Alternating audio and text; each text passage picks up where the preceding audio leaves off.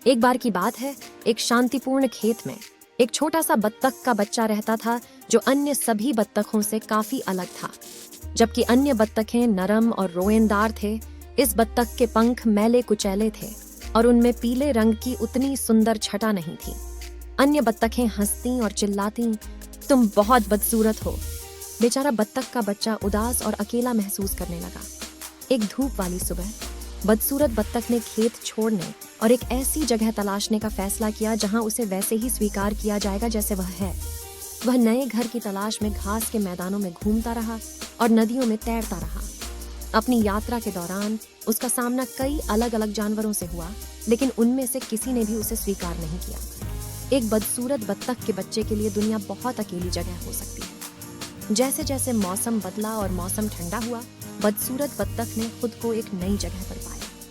यह एक विशाल बर्फीली झील थी और उसे कुछ खूबसूरत पक्षी मिले जो पानी पर खूबसूरती से उड़ रहे थे। वे हंस थे, सबसे सुंदर पक्षी जो बत्तख के बच्चे ने कभी देखे थे। उसे और भी अधिक अजीब महसूस हुआ और उसे उनकी अस्वीकृति का डर था, लेकिन उसे आश्चर्य हुआ। हंसों ने उसका उपहास नहीं किया या उसे भगाया नहीं। इसके बजाय उन्होंने उसका स्वागत किया और बदसूरत बत्तख का बच्चा उनके साथ तैरने लगा।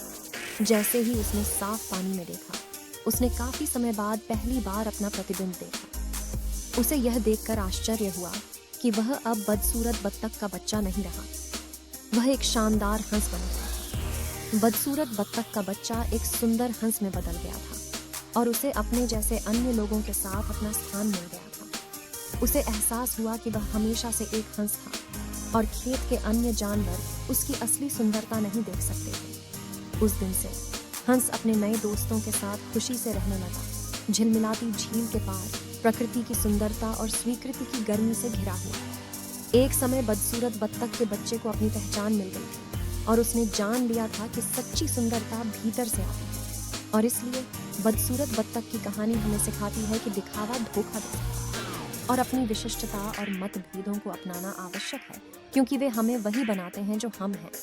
बदसूरत बत्तख के बच्चे की तरह हमें पता चल सकता है कि हम जितना हमने सोचा था उससे कहीं अधिक शानदार हैं।